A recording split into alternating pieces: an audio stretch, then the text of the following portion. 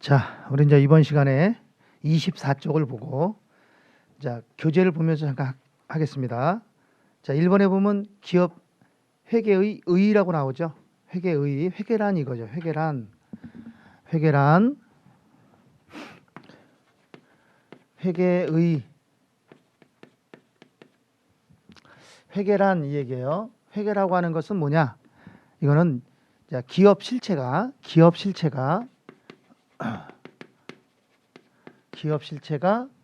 경영활동, 영업활동이라는 거죠. 영업활동에서 발생한 경제가치의 변화, 경제가치의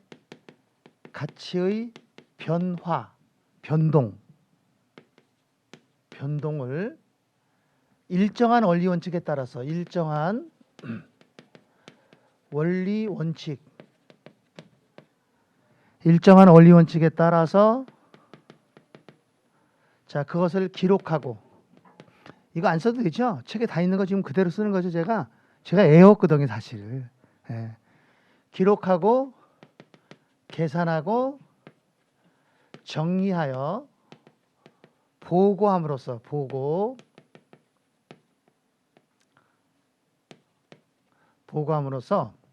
정보 이용자가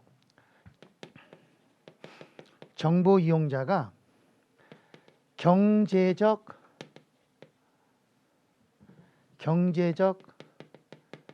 의사 결정을 할 수 있도록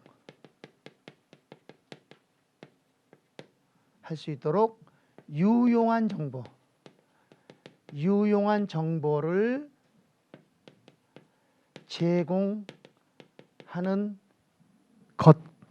제공하는 시스템. 아이고 힘들다 쓰기.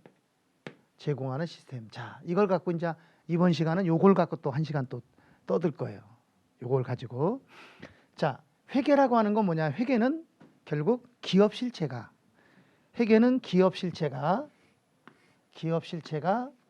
영업 활동에서 발생한 장사한다는 얘기죠. 장사를 하게 되면 경제 가치가 뭐예요? 경제 가치가 변동을 한다고요. 움직여. 그럼 경제 가치가 변동하는 것을 일정한 원리 원칙에 따라서 요게 3번이야. 요게 2번이고.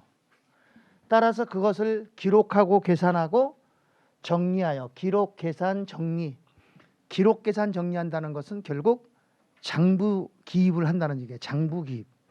뭐 한다고요? 장부에 기입하여. 지금 장부 기입이란 말이 뭐예요? 장부 기입이라는 말은 약칭입니다. 이게 약칭. 부기. 그게 장부 기입은 부기란 말이에요. 그게 부기해서 보고함으로써 정보 이용자가 경제적 의사결정을 할 때, 여기서 경제적은 뭐야? 경제적은 돈이에요. 돈과 관련이 있는 의사결정을 할 때 유용한 재무정보를 제공하는 거다. 이게 5번입니다. 그러면 유용한 재무정보는 뭐죠? 이게 회계의 목적이에요. 뭐라고요? 회계의 목적이 유용한 정보를 제공하는 거예요. 아셨죠? 자, 그러면 우리가 이제 이걸 갖고 하는데, 그럼 회계라고 하는 거 뭐냐? 회계는 여기 부기라고 그랬잖아. 부기와 회계는 달라요. 자, 다시 말하면 이겁니다. 이게 회계라면, 요게 이 크기가 회계라면, 이 회계 안에는 부기라는 과정이 들어있는 거야. 부기라는 과정이 들어있는 거야. 됐죠? 그럼 부기는 장부 기입을 말하는 거잖아요. 이 장부 기입을 해서 뭐 하는 거야? 정보를 생산하는 거야. 만들어내는 거야. 그럼 만들어낸 것을 또 어떻게 이용자가 이용하는 거지. 만들어낸 정보를 이용한다. 자, 부기라고 하는 거는 생산.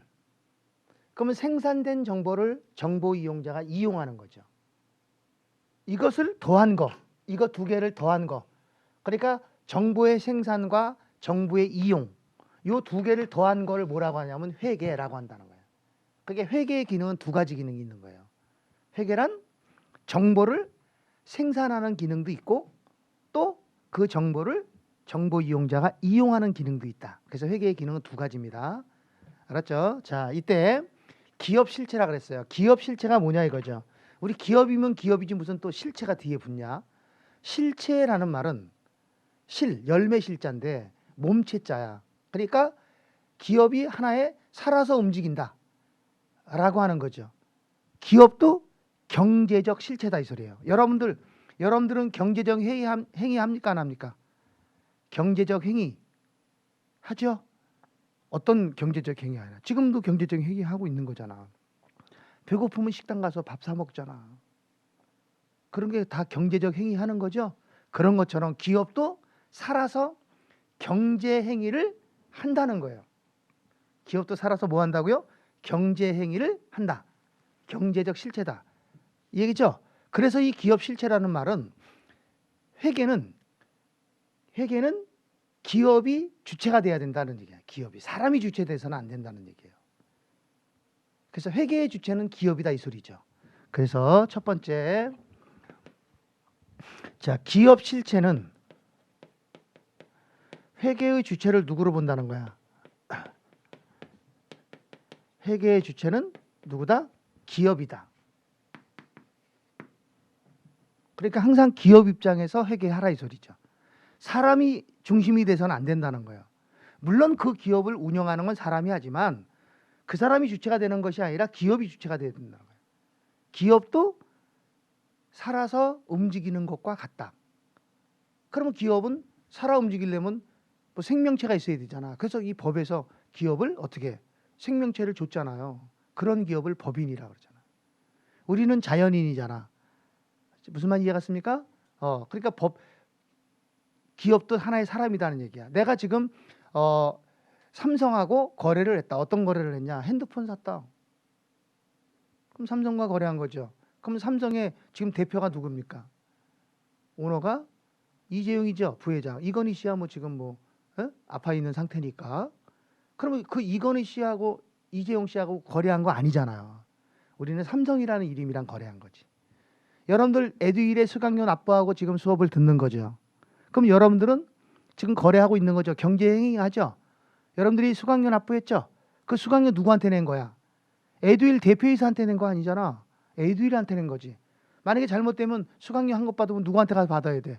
에듀윌한테 가서 받는 거지. 대표이사한테 돈 나라고 그런 건 아니잖아요. 그러니까 에듀윌이라는 기업도 법적으로 따지면 살아서 움직이는 경제 행위를 하는 사람이다. 그런 소리야 지금. 알았죠? 그래서 기업을 회계의 주체로 봐라. 사람이 주체가 돼서는 안 된다는 거야. 그러면 사람이 주체가 된 회계는 자본주 회계라 그래요. 아주 오래전에 우리 기업이 활성화되고 그러지 않았을 때 아주 오래전에 개인회사가 있었어요. 개인회사. 그 개인회사는 자본주의 이론이에요. 그러니까 그거는 사람이 주체가 돼갖고 거래하는 거죠. 그렇게 하시면 되고 두 번째는 경제가치네요. 자, 경제가치. 우리 경제가치, 경제는 돈이라 그랬잖아요. 이 경제가치에는 두 가지가 있습니다. 재무상태가 있고요. 재무상태. 이 재무상태는 세 가지로 나눠지죠. 누구라 그랬어요. 재무상태는. 자, 회사가 주주로부터 돈 받은 걸 뭐라 그래? 자본.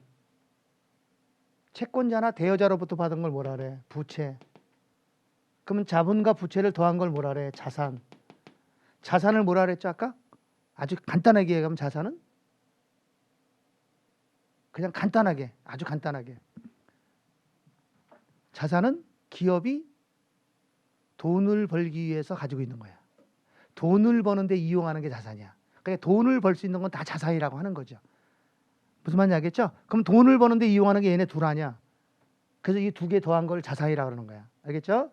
영업을 하게 되면 이 재무 상태가 어떻게 됩니까? 재무 상태가 변동을 합니다. 그죠? 영업을 하게 되면 변동하죠? 그러면 변동하게 되면 여기서 뭐가 나타나요? 성과가 나타나는 거예요. 성과. 이익이든 손실이든. 알았죠? 이때 이 성과를 나타내는 걸 뭐라고 하냐면 우리는 경영성과라 그래요.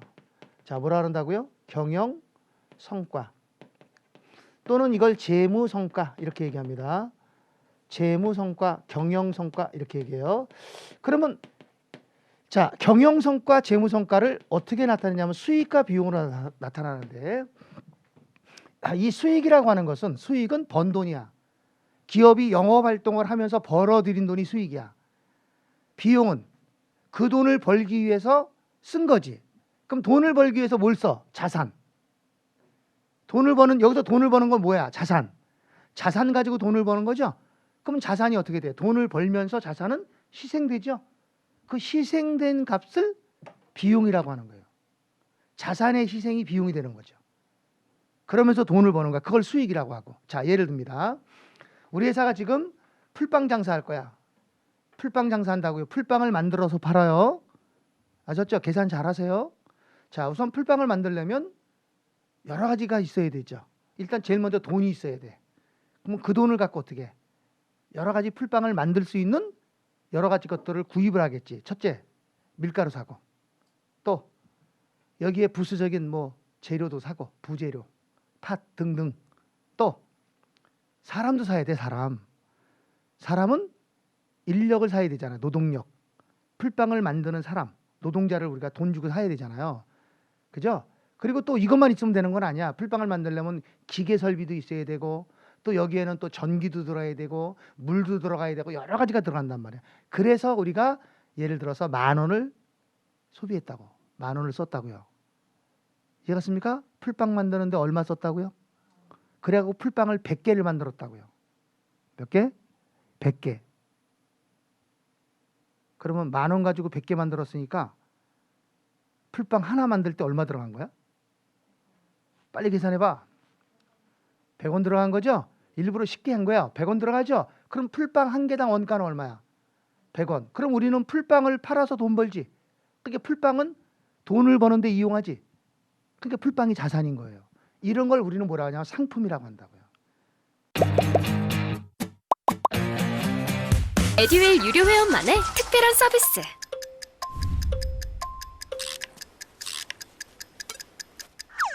하치하차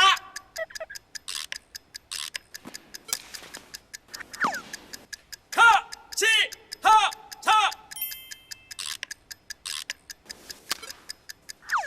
정답! 같이 하자 친구야. 에듀윌 유료 회원.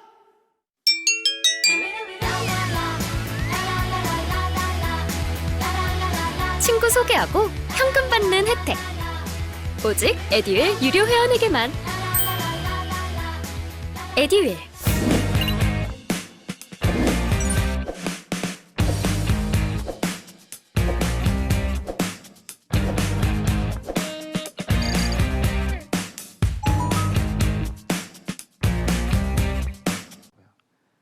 이런 걸 상품이라 그러는 거야. 팔아서 돈 버는 거니까. 알았습니까? 그럼 풀빵 하나 만드는데 얼마 들어갔다고?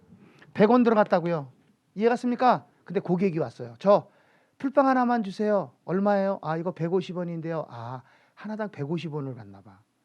그럼 풀빵 하나를 얼마에 팔았어? 150원에 팔았다는 거죠. 이해갔습니까? 자, 나는 얼마 벌었어? 영업하면서. 50원 벌었다 그러면 틀리는 거란 말이야.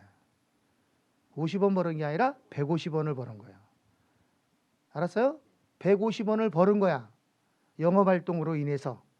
이거를 우리는 수익이라고 한다고요. 번 돈. 됐죠? 그럼 이거를 벌기 위해서 우리는 희생한 게 있죠. 뭐 희생했어? 풀빵 하나를 고객한테 줬잖아. 그럼 얼마짜리가 없어졌어? 100원. 이게 비용이 되는 거야. 그러니까 풀빵이라는 자산이 희생되면서 150원을 버는 거지. 이해갔습니까? 이거를 뭐라 그래요? 비용. 됐나요? 그럼 나 얼마 남긴 거야? 얼마 남겼어? 50원 남긴 거지. 이게 이익이에요, 이익. 그래서 이익과 수익은 개념이 좀 차이가 있다라는 거예요. 알았죠? 그 수익은 일정 기간 동안 영업을 활동을 하면서 벌어들이는 전체 벌은 걸 총수익이라고 그러고, 그 돈을 벌기 위해서 쓴 걸 총비용 그래. 그래서 총수익에서 총비용을 빼면 그게 이제 일정 기간 동안 순수하게 남은 돈, 그걸 이익이라고 한다는 거죠. 알았습니까? 그래서 이 수익은 뭐예요? 번 돈, 비용은 쓴 돈, 이렇게 생각하시면 돼요. 알았죠? 그럼 비용이 되려면 뭐가 희생되는 거야? 자산이 희생됨으로써 희생된 값을 비용이라고 한다는 거야. 됐죠? 그럼 희생되면서 우리가 뭔가를 얻었을 거 아니야. 그냥 희생된 건 아니잖아. 그죠? 그럼 뭔가를 얻었다. 그 얻은 게 뭐야? 그 얻은 게 수익이라는 거야. 무슨 말 알겠어요? 그럼 여러분들은 지금 에듀윌에서 공부를 하고 있잖아요. 여러분들은 지금 비용 들어갔죠? 뭐? 여러분들이 가지고 있는 현금이라는 자산을, 여러분들 입장에서는 현금이 자산이거든? 그 자산을 에듀윌에 어떻게 써? 줬잖아요. 그럼 여러분들 입장에서는 현금이 지금 어떻게 됐어? 희생됐지? 그러면 그로 인해서 여러분들은 뭐야? 벌어야지. 그럼 여러분들이 남는 게 뭐가 남아야 돼? 그렇지. 합격증을 따야지. 그것이 여러분들이 일정 기간 동안에 번 수익이에요. 알았죠? 그러면 자, 100만 원 들여서 합격증을 땄다. 그럼 얼마만큼 이익이냐? 그거는 상상하면 돼. 얼마나 남았는가는. 그러면 자격증 갖고 얼마만큼 여러분들이 열심히 생활을 하느냐에 따라 돈을 많이 벌 수도 있는 거죠. 알았죠? 그러니까 비용은 나쁜 거야, 나쁜 거야? 나쁜 거야, 좋은 거야? 좋은 거예요. 비용이 나쁘다 그러면 안 돼요. 비용이 지출됨으로 인해서 수익이 얻어지는 거거든요. 알았죠? 예. 이거를 우리는 경제 가치다 이렇게 부릅니다. 자, 그다음 세 번째가 뭡니까? 저기 세 번째. 일정한 원리 원칙이죠? 일정한 원리 원칙. 자, 이 일정한 원리 원칙은 조직이야, 조직. 우리 기업에게 기준. 회계는 기업에게 기준에 따라서 회계가 이루어져야 돼요. 그게 조직입니다. 자, 여기에는 첫 번째 기술적 조직이라는 게 있어요. 기술적 조직이라는 것은 기록하는 거야. 기술. 장부 기록을 어떻게 할 거냐 이거죠. 그래서 부기 조직이라 그래요. 부기 조직. 부기가 뭐라 그랬죠? 장부 기입. 그러니까 장부의 기입을 어떻게 할 것인가 라고 하는 거죠. 그래서 장부의 기입을 하는 방법이 두 가지가 있는데 기록하는 방법에 따라서 우리는 단식북이라고 하는 게 있고 복식북이라고 하는 게 있어요. 자, 우리 시험에 나오는 거 아닙니다. 지금 제가 설명드리는 것은 회계를 하기 위한 가장 기본적인 걸 설명을 하고 있는 거예요. 아셨죠? 예, 그러니까 그냥 가볍게 생각하고 넘어가시면 돼요. 애울 거 없습니다. 아셨죠? 예. 자, 단식이라고 하는 이 단자는 헛단자예요. 헛단자, 홀로, 호라비, 싱글 그런 뜻이에요. 한쪽이라는 뜻입니다. 한쪽. 어느 한쪽만을 기장한다는 거야. 양쪽을 기장하지 않고 어느 한쪽만을 기장한다. 대표적인 게 누구냐면 가계부기입니다. 가계부기가 뭔지 알죠? 가정에서 하는 거. 주부님들이 가계부 쓰잖아. 그게 단식부기의 대표적인 거예요. 복식부기는 이 복자가 겹칠 복자야. 하나가 아니라 하나가 이렇게 겹쳐 있다. 양쪽을 쓴다는 거죠. 이중적 기록이야. 그래서 이 복식부기는 모든 조직에서 써요. 모든 조직. 그러니까 다시 말하면 기업뿐만 아니라 사회 조직에서 다 복식부기를 쓴다는 거야. 기업은 당연한 거고 조직에서 회계를 하는 조직에서는 무조건 다 복식부기를 쓴다. 여러분들이 배우는 것도 복식부기고.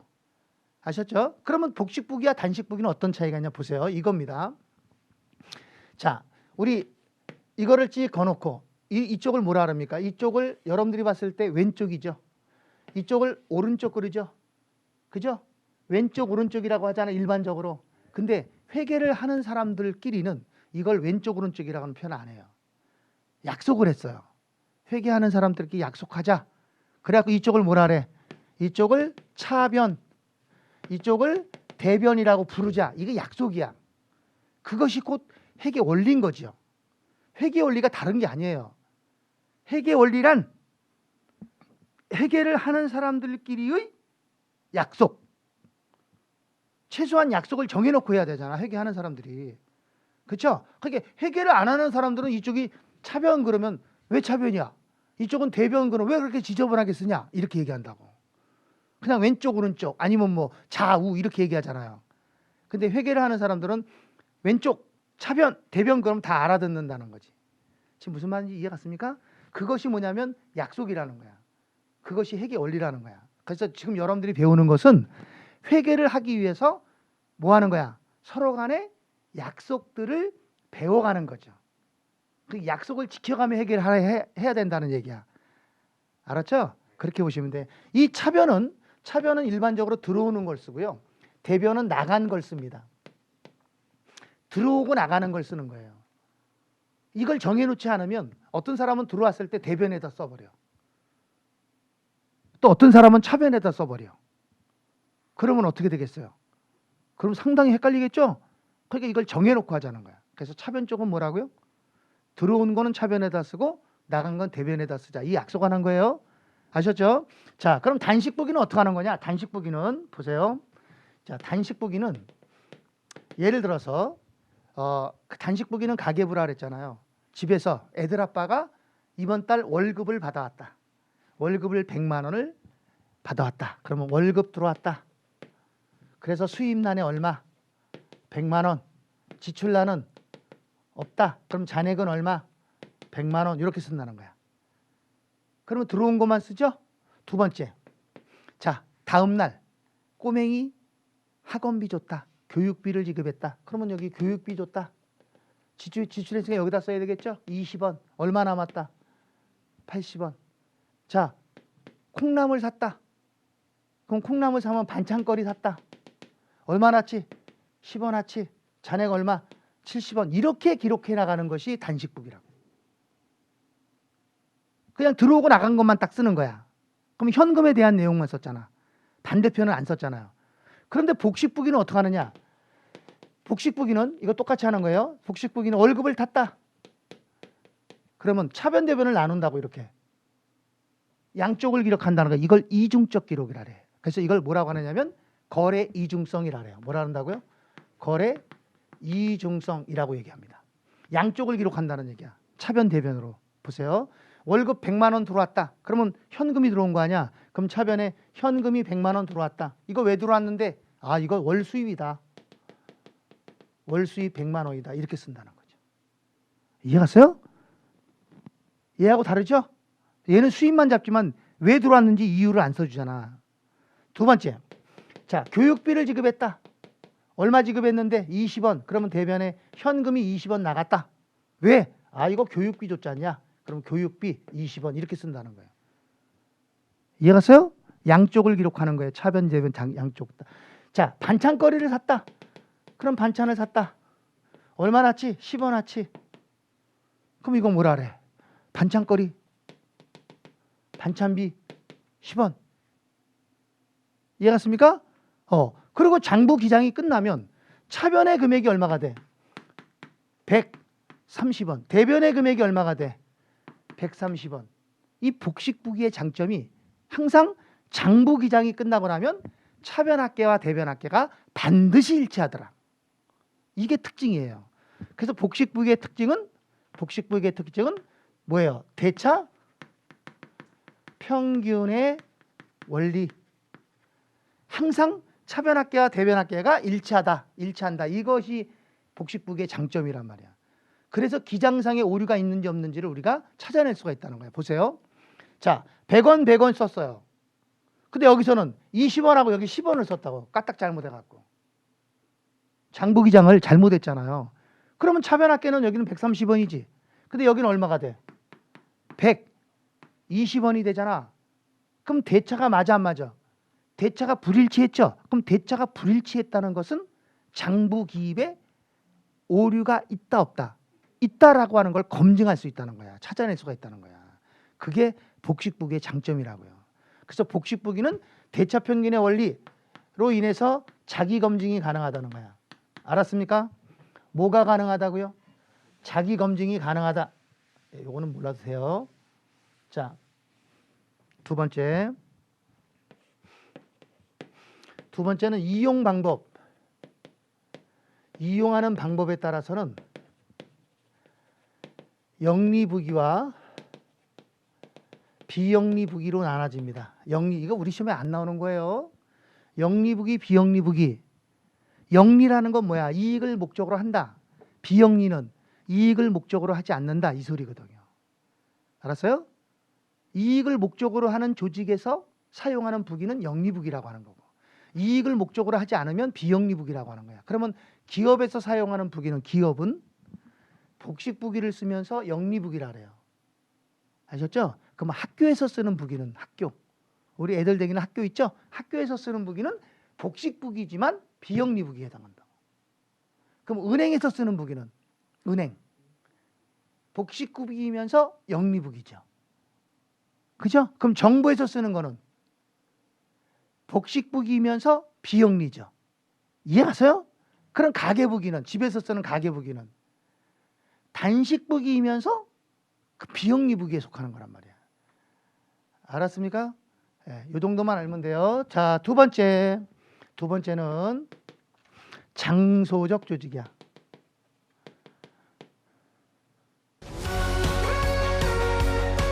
에듀윌 유료회원으로 가입을 했더니 친구 추천 이벤트가 있더라고요. 그래서 주변에 아는 사람들한테 추천을 다 해줬어요. 근데 친구들이 결제할 때마다 10만 원씩 받았거든요. 그래서 한 지금까지 받은 게 200만 원 가까이 되는 것 같아요.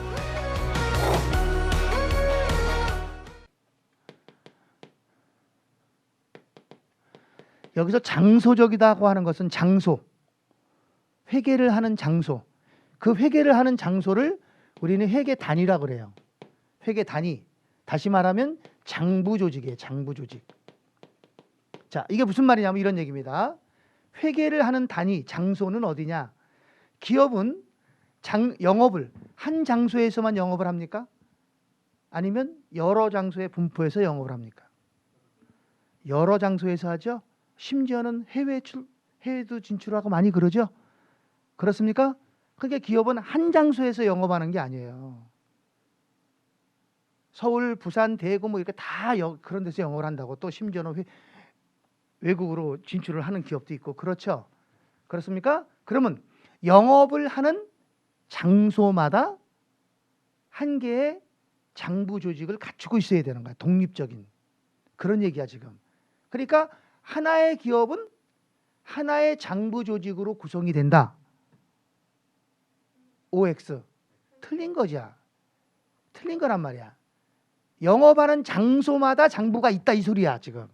알아들어요? 무슨 말인지 이해갔습니까? 됐죠? 자, 하나만 얘기합니다.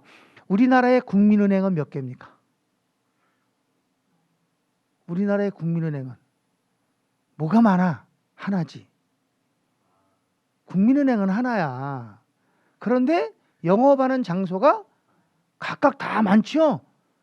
그래 안 그래요? 그러니까 본점을 기점으로 해서 각 지역에 지사들이 있는 거잖아요. 그렇습니까? 그러면 본점과 지점은 장부가 하나로 돼 있어야 돼? 아니면 본점 따로 지점 따로 있어야 돼? 당연히 따로 있어야지. 그 얘기하는 거예요.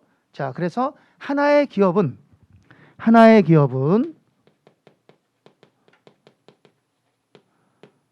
여러 개의 장부 조직으로 구성된다. 하나의 기업은 어떻다고요? 여러 개의 장부 조직으로 구성이 된다고요. 아셨죠? 그럼 장부는 어떻게 생겼냐? 장부는 크게 두 가지 장부가 있어요. 장부에는 하나는 주요부라는 것이 있고요. 보조부라는 것이 있습니다. 주요부와 보조부. 주요 장부와 보조 장부라고도 해요. 자, 주요 장부는 분계장 그리고 총계정 원장. 분계장하고 총계정 원장이 있어. 그게 주요 장부는 두 개밖에 없는 거야. 주요 장부는 몇 개라고요? 두 개. 분계장과 총계정 원장 두 개 있습니다. 아셨죠? 그럼 분계장은 뭐냐? 분계장이라고 하는 것은 이 사건이 발생하면 시간대별로 다 쭉 기록하는 장부가 분계장이야. 그래서 이거는 업무일지 역할을 해. 여러분들 업무일지 아시죠? 업무일지는 24시간 기록하는 거죠. 그랬더니 어떤 사람 퇴근하면 어떻게 해요? 퇴근하면 1, 2교대, 3교대 이렇게 하잖아. 그죠? 근무하는 동안에는 기록을 해나가는 거란 말이야. 시간대별로. 그게 업무일지야. 그런 역할을 하는 게 분계장이야. 그래서 분계장이라는 장부는 장부의 최초 기록 수단이야. 최초. 어떤 사건이 발생했을 때 가장 먼저 기록하는 장부가 뭐냐? 분계장. 최초 기록 수단이다. 자, 총계정원장은 장부의 심장이야. 우리 사람의 심장이 뛰지 않으면 죽는 거나 마찬가지잖아요. 그만큼 장부에서 중요한 장부가 총계정원장이라는 거예요. 왜? 모든 결산은 총계정원장이라는 장부를 가지고 결산을 해요. 아셨죠? 그래서 총계정원장이 중요하다 이렇게 보시면 돼요. 그 주요 장부는 누구누구가 있다고요? 분계장과 총계정원장 두 개가 있습니다. 그럼 보조부는 어떻게 되느냐? 보조부는 보셔야 돼요. 보조부는 분계장을 보조해 주는 장부가 있고 총계정원장을 보조해 주는 장부가 있어. 이 보조부는 주요부를 보조해 주는 장부가 보조부야. 근데 분계장을 보조해 주는 장부를 보조기입장이라고 하고 총계정원장을 보조해 주는 장부를 보조원장이라고 해요. 글씨 잘 못 알아보겠죠? 글씨가 개발레발이죠? 근데 글씨를 필기를 많이 하니까 이쁘게만 딱 정자로 쓰기가 참 그래요. 그래서 여러분들한테 제가 양해를 구합니다. 회계는 우리 공부하는 사람들의 수준이 연령층들이 좀 높아요. 공부한 지가 오래됩니다. 그러니까 그냥 말로 이렇게 설명을 하면 그냥 강의하는 사람은 쉬워요. 그냥. 근데 수험생들은 어렵습니다. 그냥 딱 돌았다 없어져 버려. 남는 게 하나도 없어요. 근데 제가 여기다 이렇게 필기를 하게 되면 그나마 좀 나요. 좀 낫다고요. 그래서 필기를 합니다. 그랬더니 어떤 사람은 그래요. 아니 그럼 필기하지 말고 그거 있잖아. PPT 쏘면 되잖아. PPT 나도 쏴봤거든. 근데 PPT를 쏘면 장단점이 있어요. 좋은 점도 있어요. 글씨가 깨끗하다. 보기 좋다. 그런 점은 좋아요. 그런데 틱 하면 탁 나타났다가 그냥 설명 쭉 하고 틱 하고 달아나면 탁 나오면 남는 게 사실은 없어. 그래서 저도 얼마 전까지만 해도 PPT를 쏘기는 했는데 별로 그렇게 크게 도움이 안 되더라고. 그래서 내가 힘들어도 사실 이게 필기하는 게 힘든 거거든요. 힘들어도 필기하는 게 낫겠다. 도움이 되려면 합격하려면 이게 필기가 더 낫다. 그래서 필기를 하는 겁니다. 근데 필기를 하다 보니까 막 글씨가 개판돼 버리잖아. 그러니까 글씨가 개판되더라도 저는 어때요? 필기를 조금 더 체계적으로 하죠? 그런 것 같지 않아? 아니면 말고. 자, 가급적이면 필기를 체계적으로 해주려고 합니다. 그럼 여러분들이 이거 필기를 한번 보고 다시 보고 이렇게 할 수 있도록 하려고. 그러니까 혹시 글씨가 좀 마음에 들지 않더라도 좀 양해 좀 해주시고, 글씨가 많이 적은 것은 이 안에 내가 원하는 것을 다 써야 되니까 글씨를 크게 쓰면 원하는 걸 못 써요. 그럼 탁만 지워야 돼요. 또 쓰려면. 그래서 글씨도 조그맣고, 또 특히 적은 이유는 제가 사실 등치가 작잖아요. 그래서 조그맣게 써요. 그렇게 생각하고 이해를 해주세요. 자, 여기서 분계장, 총계정원장. 분계장을 보조하는 건 보조기입장, 총계정원장을 보조하는 것은 보조원장 그랬죠. 근데 장부는 굉장히 많아. 우리 회계상에서 장부는 한 20-30개 이상 돼. 그럼 그걸 다 어떻게 외워? 그래서 정리해 줍니다. 그 많은 장부들 중에 딱 2개만 주요 장부야. 누구누구? 분계장과 총계정원장. 그럼 나머지는 전부 다 보조장부야. 알았죠? 그럼 여러분들이 알고 있는 건 다 보조장부야. 근데 보조장부에도 보조기입장하고 보조기원장하고 구분을 할 수 있어야 되잖아. 이거 구분 못하면 안 되잖아. 그죠? 그래서 우리 보조원장을 분리해 줍니다. 보조원장에는 3가지가 있어요. 보조원장이라는 장부는 장부 이름이 뒤에 무슨 원장이라고 끝나는 건 다 보조원장이야. 그래서 원장은 원장을 보조하는 거야. 그래서 무슨 원장 이렇게 끝나는 건 다 보조원장으로. 자, 따라합니다. 매출처 원장, 매입처 원장, 적송품 원장, 주주 원장, 수탁 판매 원장. 봐, 원장이란 말 다 들어가죠? 그러면 그건 전부 다 보조 원장에 속하는 거예요. 그다음 2번째 무슨 대장이라는 말 들어가. 대장. 에? 대장. 자, 한번 해볼까요? 소모품 대장, 비품 대장, 건물대장, 유형자산대장. 다 들어봤죠? 급여 뭐야? 급여 대장이라 그러잖아. 그런 거 다 보조 원장에 속해. 알겠죠? 그다음 무슨 재고장 있어요. 재고장. 상품 재고장. 아셨죠? 그래서 원장, 대장, 재고장. 이 원장, 대장, 재고장을 뺀 나머지는 전부 다 보조 기입장에 속하는 거야. 알았습니까? 그러면 현금 출납장은 여러분들 가장 많이 쓰는 게 현금 출납장이죠? 우리 현금 출납장은 어때요? 현금 출납장은 보조 기입장에 속한단 말이에요. 보조 원장 아니라고요. 알았어요? 매입장, 보조 기입장, 받으러 온 기입장, 보조 기입장, 소액 현금 출납장, 보조 기입장, 지급원 기입장, 보조 기입장. 안 들어가니까. 알겠죠? 됐어요? 그래서 우리 얼마 전에 시험 문제가 나온 적이 있어. 어떻게 나오냐? 이렇게 나왔습니다. 자, 분계장과 현금 출납장은 보조장부다. 보조부의 일종이다. OX. X. 이거 틀리면 안 된다는 거야. 틀렸죠? 왜? 분계장은 주요 장부잖아. 자, 다시 한번 합니다. 다시 한번 합니다. 매출처 원장은 총계정 원장을 보조하는 장부다. 맞지? 네, 다시 한 번 더 합니다. 현금 출납장은 총계정 원장을 보조하는 장부다. 틀렸지? 이렇게 하면 되는 거예요. 에? 알았죠? 그 정도만 알면 됩니다. 자, 그 다음 요거 세 번째 여기다 쓸게요. 세 번째 기간적 조직. 기간이요, 기간. 이걸 우리는 회계기간 그럽니다. 회계기간 또는 회계연도라고 해요. 회계기간 또는 회계연도 또는 보고기간 이렇게 얘기도 합니다. 아셨죠? 이 기간을 정하는 목적은 뭐냐면 회계기간을 정하는 목적. 왜 회계기간을 정하냐 이거죠. 회계기간을 정하는 목적은요. 정기적인 성과 계산하는 거예요. 정기적으로 성과 계산해라. 그리고 보고하라. 그래서 정기적인 성과 계산 및 보고 때문에 회계기간을 정하는 거야. 회계기간을 정하지 않으면 어떻게 될까? 결산을 안 하겠죠. 기업이 결산 안 해. 그러면 결산 안 하면 어떻게 돼? 결산 안 하면 정보 이용자들이 돈을 못 받잖아. 배당을 못 받잖아. 세금을 또 못 걷잖아. 그러니까 끊어서 결산하라는 거예요. 자, 그래서 이 회계기간을 정할 때 상법에서는 어떻게 정해놨냐면 상법은 우리 기업의 기준보다 높은 법이에요. 상위법이에요.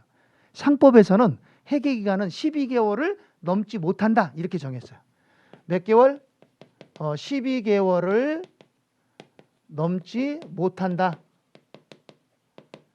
12개월을 넘지 마라.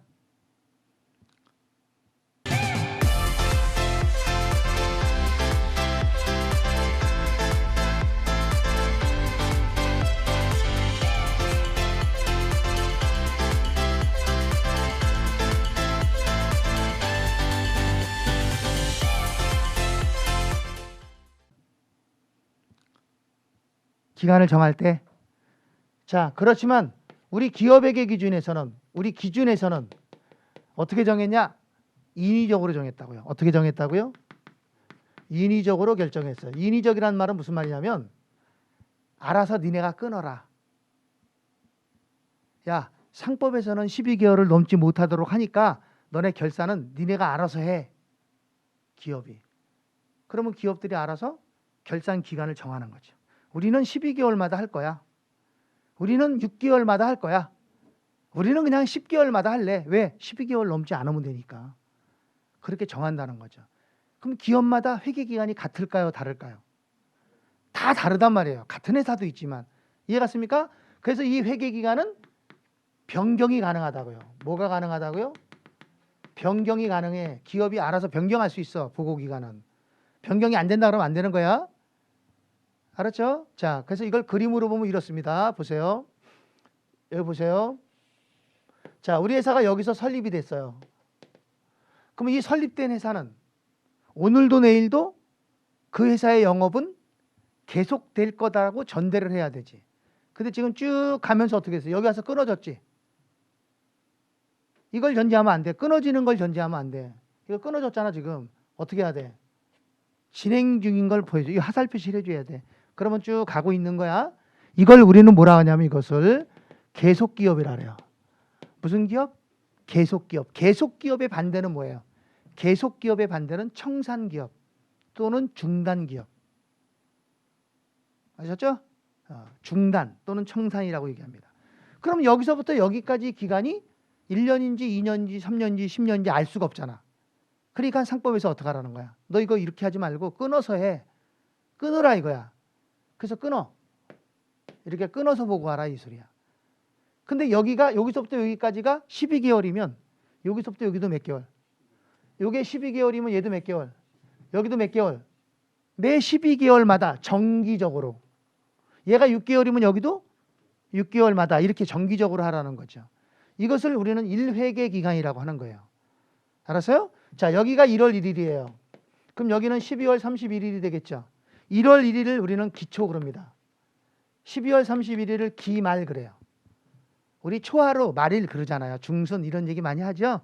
그런 것처럼 회계도 기초, 이걸 기말 그럽니다. 그럼 여기가 현재 속해 있는 연도가 2020년이에요. 그죠? 그럼 여러분들이 시험 보는 연도는 2021년이에요. 맞습니까? 그럼 지나온 연도는 몇 년이에요? 2019년이에요. 맞나요? 그러면 현재 속해 있는 연도를 뭐라 그래요? 현재 속해 있는 연도를 당기라 합니다. 뭐라 한다고요? 현재 속해 있는 연도를 당기 그럽니다. 지나간 연도는 다시 말하면 이건 작년이지. 작년을 뭐라 그래? 전기 그래. 앞전자를 써서. 그러면 여기는 후기 그러면 안 돼. 다음 연도로 넘어가야 되니까 차기라 그러는 거야. 다음 차자. 앞전자, 다음 차자. 뒤후자가 아니라 차기. 그래서 앞으로 이 얘기가 굉장히 많이 나와요. 알았죠? 단기, 전기, 차기 이런 말이 많이 나온다고. 단기 그러면 항상 어떻게 생각해? 아, 이번 연도? 알았죠? 전기 그러면 아, 작년? 차기 그러면 아, 내년? 이렇게 생각하라 이 얘기야. 알았죠? 이거를 우리는 뭐라 하냐면 회계 기간이라고 부르는 거예요. 됐나요? 자, 그 다음 네 번째. 저 네 번째 뭡니까? 큰 4번. 정보 이용자나요? 맞아요? 정보 이용자. 이 정보 이용자는 아까 얘기했어요, 안 했어요? 정보 이용자 아까 얘기했죠? 말로 설명합니다. 정보 이용자는 우리 기업회계 기준에서는 주요 이용자와 부수적 이용자로 나누죠. 그죠? 그럼 주요 이용자는 누구야? 주요 이용자는 누구? 돈을 직접 대준 사람. 누구야? 투자자, 대여자, 채권자. 그 나머지는 전부 다 부수적 이용자. 또 회계를 분류하는 관점에서는 내부 정보 이용자와 외부 정보 이용자로 나눠지죠. 경영자에게 유용한 정보를 제공하는 회계를 뭐라 그래요? 관리회계. 그죠? 외부 정보 이용자에게 유용한 정보를 제공하는 회계를 재무회계. 그렇게 얘기했죠? 네, 그래서 정보 이용자. 자, 마지막 5번은 뭡니까? 유용한 정보라 그랬나요? 유용한 정보? 이 유용한 정보는 뭐예요? 유용한 정보는 회계 목적이라 그랬죠? 그렇습니까? 유용한 정보는 회계 목적이야. 그러면 이 유용한 정보를 제공하기 위해서는 어떤 정보를 제공해 줘야 돼? 유용한 정보를 제공하려면 어떤 정보를 줘야 되지? 재무, 제표에 관한 정보를 줘야 돼. 저기 저거. 지웠네. 아까 지워버렸다. 그죠? 재무, 제표에 관한 정보를 줘야 돼요. 재무, 제표에 관한 정보를 제공해야 된다. 됐나요? 됐죠? 그럼 여기에는 몇 가지가 있어요?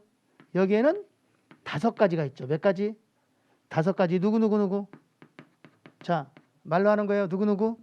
재무상태표, 포괄 손익계산서, 또 현금 흐름표, 그 다음에 자본변동표, 그 다음 주석. 이렇게 5가지 정보를 제공했을 때 정보 이용자는 유용한 정보로 이용하는 거예요. 알겠습니까? 자, 여기까지 우리 교재를 잠깐 보겠습니다. 자, 25쪽입니다. 25쪽에 보면 회계의 목적 나왔죠? 회계 목적은 중요합니다. 우리 시험에 출제가 된 바도 있고요. 그래서 회계 목적은 여러분들이 꼭 읽어보셔야 돼요. 자, 거기 보면 자, 제가 한번 읽어드릴게요. IFRS 한국재택국제회계기준에서 발표한 재무보고를 위한 개념체계에서 회계의 목적과 관련하여 일반 목적 재무보고의 목적은 현재 및 잠재적 투자자, 대여자와 그 밖의 채권자가 기업의 자원을 제공하는 것에 대한 자원, 돈을 제공한다는 거죠. 것에 대한 의사결정을 할 때 유용한 보고기업의 재무정보를 제공하는 것을로 규정하고 다음 정보를 필요로 한다. 이 다음 정보가 1, 2라고 나왔잖아요. 큰 1번, 큰 2번 있죠? 이게 1번이 재무 상태에 관한 정보라고. 그래서 거기 보면 보고기업의 경제적 자원이라고 돼 있죠? 자, 그 경제적 자원 밑줄 쳐요. 경제적 자원이란 자산을 의미하는 거야, 자산. 경제적 자원은 뭐라고요? 자산. 자, 여기 잠깐 봐요. 말을 풀어드릴게요. 경제적이 뭡니까? 아까 그랬죠. 경제적은 동일하라 했잖아. 그럼 자원은 뭡니까? 자원은 쉽게 얘기하면 지화자원이랑 똑같은 말이야. 자원. 그러니까 돈이 되는 자원. 돈을 만들 수 있는 원천. 그걸 뭐라고 불러? 그게 자산이잖아. 그잖아. 기업이 돈을 버는데 사용하는 게 자산이잖아요. 그게 자산이 돈을 만드는 원천이 되는 거지. 그래서 경제적 자원은 자산을 의미하는 거예요. 그 다음 그 옆에 청구권 밑줄 치고요. 청구권은 그다 씁니다. 부채와 자본.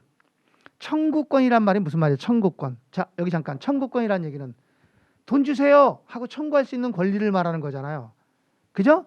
그럼 자산에 대해서 돈 주세요 할 수 있는 권리가 누구야? 부채와 자본이잖아. 그렇죠? 그래서 부채는 채권자의 청구권이고 자본은 주주의 청구권이죠. 그래서 청구권이라는 것은 부채와 자본을 의미하는 거예요. 알았습니까? 그러니까 결국 1번은 뭐하고 뭘 얘기하는 거야? 자산, 부채, 자본을 의미하는 거야. 이게 결국은 뭐야? 그래서 이게 재무 상태표를 말하는 거야. 거기다 써요. 재무 상태표. 진한 글씨는 아니다. 1번. 재무 상태표 썼나요? 자, 읽을 겁니다. 일반 목적 재무 보고서는 보고기업의 재무 상태에 관한 정보, 즉 기업의 경제적 자원 및 보고기업에 대한 청구권에 관한 정보를 제공한다. 이게 재무 상태표를 의미하는 거라고. 그 다음 두 번째. 경제적 자원 및 청구권의 변동. 변동 동그라미 있죠. 변동. 그럼 이건 뭘 얘기하는 거야? 경제적 자원 및 청구권의 변동이라 그랬으니까 경제적 자원과 청구권은 자산, 부채, 자본을 의미하는 거잖아. 그럼 자산, 부채, 자본의 변동. 그 세 가지잖아요. 자산, 부채, 자본이 변동하면 세 가지가 나타나요. 거기 보면 동그라미 1, 2, 3 있나요? 네, 그거 얘기야. 동그라미 1.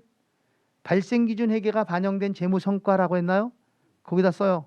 그 옆에다가 이게 뭐냐면 손익계산서를 의미하는 거야. 발생기준 회계가 반영된 재무 성과. 그러니까 이건 손익계산서, 포괄 손익계산서. 그럼 2번은 뭘 얘기하는 거야? 과거 현금 흐름이 반영된 재무 성과. 이건 뭐 얘기하는 거야? 현금 흐름표를 얘기하는 거야. 그죠? 그 다음 세 번째, 재무성과에 기인하지 않은, 재무성과에 그게 밑줄 쳐. 기인하지 않은. 그러니까 이 얘기는 무슨 말이야? 재무성과와 관련이 없다는 얘기죠? 기인하지 않은 경제적 자원 및 청구권의 변동. 이거는 자본 변동표를 의미하는 거야. 뭘 말하는 거라고요? 자본 변동표. 그래서 아까 제가 뭐라 그랬죠? 자본 변동은, 자본의 변동은 재무 성과로 인해서 변동이 되는 것도 있지만 재무 성과와는 관련 없이 자본도 변동한다 그랬잖아요. 그 얘기하는 겁니다. 자, 그다음 그 밑에 이제 박스에 보면 일반 목적 재무 보고서 그랬죠. 그 안에 점이 세 개죠. 첫 번째, 두 번째는 아니까 세 번째 점 보세요. 세 번째 점. 자, 요거 한계라 그랬죠. 재무 보고의 한계. 아까 제가 뭐라 했어? 재무 보고의 한계는, 자, 재무 보고는, 정보 이용자에게 제공되는 재무 보고는 돈과 관련이 있는 것만 보고한다 그랬잖아. 그러니까 돈하고 관련이 없는 거는 보고한다 안 한다? 안 한다. 그게 한계라 그랬잖아요. 그렇죠? 그래서 읽어보면 아마 여러분들 이해갈 거예요. 설명 아까 다 한 거예요. 일반 목적 재무 보고서는 거기 밑줄 쳐요. 현재 및 잠재적 투자자까지 밑줄 쳐. 이렇게 현재 및 잠재적 투자자 밑줄 쳤어요? 그리고 여기다 동그라미 1 이렇게 쓰라고. 밑줄 치고 동그라미 1. 자, 그 다음 대여자 밑줄 치고 동그라미 2. 그 다음 그 밖에 채권자 밑줄 치고 동그라미 3. 우리는 이 세 사람을 뭐라고 부르지? 이런 세 사람을 뭐라고 하죠? 주요 이용자라고 그러잖아. 자, 무슨 이용자? 주요 이용자라고 그러잖아. 주요 이용자. 이 주요 이용자가 필요로 하는 모든 정보를 제공하지도 않으며 제공할 수도 없다 그랬죠? 아까 그랬습니까? 자, 그 뒤에 건 필요 없는 거니까 내비두고. 자, 그 다음 밑에 문제는 여러분들이 푸세요. 이거 여러분들이 다 풀 수 있어요. 예, 문제는 여러분들이 풉니다. 중요한 문제는 내가 풀어드리지만 중요하지 않으니까 그냥 여러분들이 풀고요. 자, 어디 보냐면 30쪽. 30쪽의 맨 위에 회계 단위라고 나오죠? 회계 단위. 이거 장부 정리. 요거 장부. 설명했죠? 회계 단위. 요거는 여러분들이 별 표시해 놓고 한번 보시고요. 요거는 한번 읽어 보셔야 돼요. 자, 그 다음에 한 장을 뒤로 넘어가서 한 장 뒤로 넘어가면 거기 33쪽에 재무 상태와 경영 성과 나오죠? 이제 여기서부터는 중요한 겁니다. 아셨죠? 지금까지 설명드린 거는 32쪽까지 설명을 드린 거예요. 그러니까 시간 나면 한번 읽어보세요. 크게 뭐 중요한 건 없지만 그래서 읽어보시는 게 좋아요. 자, 잠깐 쉬었다가 정리하겠습니다. 잠깐 쉬겠습니다.